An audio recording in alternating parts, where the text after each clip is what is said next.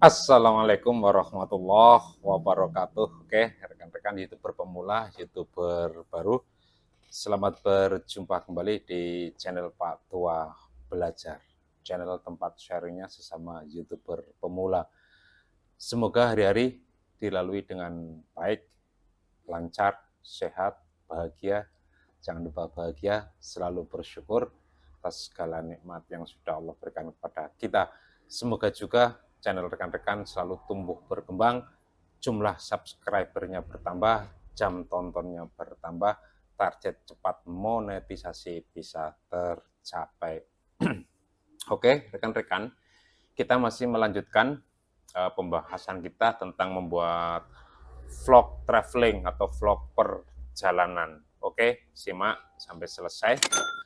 Langsung saja rekan-rekan, jika rekan-rekan ingin membuat vlog traveling, satu yang perlu diperhatikan adalah rekan-rekan harus banyak menonton video tentang vlog traveling. Penting sekali rekan-rekan untuk memahami konsep-konsep, teknik, trik, tip, dan lain sebagainya yang sudah dilakukan oleh para YouTuber besar, konten kreator yang berkaitan dengan vlog traveling, vlog perjalanan. Rekan-rekan bisa mempelajari banyak hal tanpa menonton mereka. Jika kita pemula, maka tidak akan paham apa yang harus dilakukan ketika membuat vlog traveling.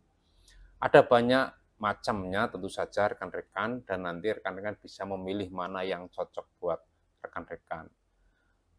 Jadi bisa perjalanan biasa, bisa edukasi, bisa hal yang menantang dan lain sebagainya, seperti tema-tema yang kemarin sudah Pak Tua Belajar sebutkan.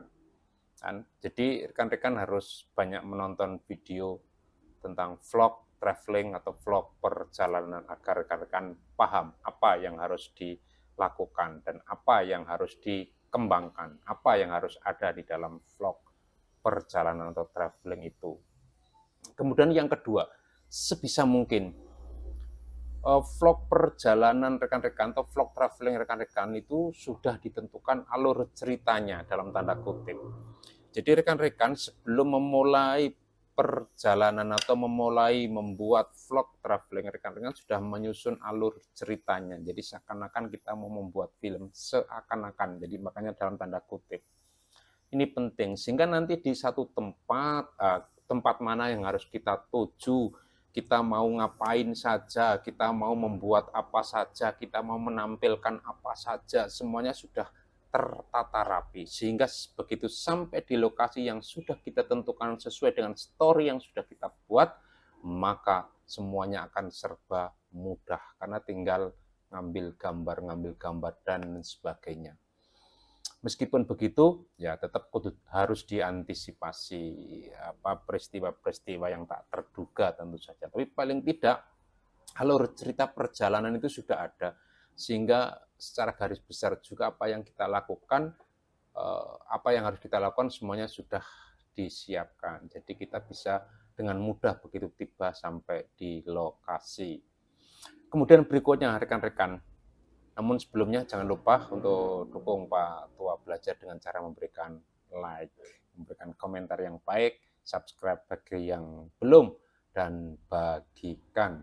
Karena tema-tema video yang ada di channel Pak Tua Belajar insya Allah bermanfaat bagi sesama YouTuber pemula. Oke rekan-rekan,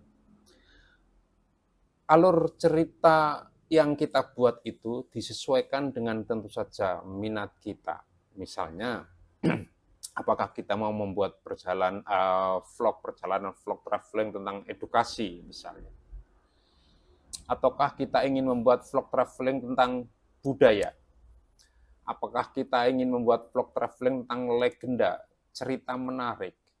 Apakah kita membuat vlog traveling tentang makanan atau yang lain-lainnya. Atau tentang aktivitas penduduk setempat dan lain sebagainya. Nah, itu. Jadi kita harus sudah menentukan dulu, maka nanti disesuaikan dengan alur cerita yang akan kita buat setelah kita menentukan tema besarnya, begitu rekan-rekan. Jadi kita tidak bisa begitu datang lokasinya mana, kita mau ngapain, itu tidak ada. Akhirnya kita bingung sendiri, sehingga gambar-gambar apa yang mau kita tampilkan juga tidak ada tergambarkan di pikiran kita. Akhirnya kita bingung sendiri, video kita jadi tidak punya pesan apa-apa, tidak ada value, nilai tambah apa-apa. Nilai edukasinya tidak ada, nilai cerita legenda tidak ada, cerita hal-hal menarik tidak ada, budaya tidak ada, kuliner nggak ada. Jadi akhirnya terkesan orang apa mengambil gambar, merekam gambar sekenanya. Jadi begitu jadi video diupload, terkesan ini penonton jadi bertanya, ini nonton apa ini? Beda jika semuanya sudah ditentukan.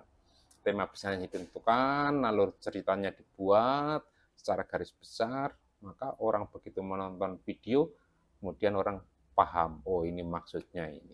Gitu kira-kira rekan-rekan. Kemudian yang keempat, rekan-rekan bisa juga membagikan perasaan misalnya kesan pertama saat tiba di lokasi, kesan pertama saat mencicipi makanan, kesan pertama saat berinteraksi dengan penduduk setempat, kesan pertama ketika misalnya di tempat-tempat yang di situ banyak peninggalan budayanya, kesan dan lain sebagainya. Jadi bisa rekan-rekan ceritakan di situ. Jadi ini penting rekan-rekan. Kemudian juga penting sekali rekan-rekan mencoba ini ekspresi, mengekspresikan diri di lokasi. Misalnya ketika rekan-rekan berinteraksi dengan penduduk setempat, misalnya bagaimana ekspresi kita, ekspresi warga setempat, keakraban, kegembiraan, rasa saling suka, tidak merasa berbeda gitu, dan lain sebagainya. Bisa juga ekspresi rekan-rekan ketika menikmati makanan-makanan yang unik, yang aneh, yang belum pernah rekan-rekan makan misalnya. Jadi di tempat-tempat seperti itu penting sekali untuk menggambarkannya. Kira-kira itu dulu rekan-rekan 4 poin yang Pak Tua Belajar sampaikan, semoga bermanfaat. Jangan lupa untuk selalu dukung channel Pak Tua Belajar sehingga mencapai subscriber 1.500 di akhir tahun 2022. Diucapkan terima kasih kepada rekan-rekan yang selalu mendukung channel ini hingga sampai sekarang eksis, dan semoga Pak Tua Belajar masih bisa memberikan manfaat kepada rekan-rekan dengan membuat video-video bermanfaat. Oke, tunggu seri berikutnya tentang traveling yang keempat. Mungkin nanti video traveling untuk yang terakhir. Jadi masih ada 1 video lagi rekan-rekan ya. Jangan lupa bahagia. Wassalamualaikum warahmatullahi wabarakatuh.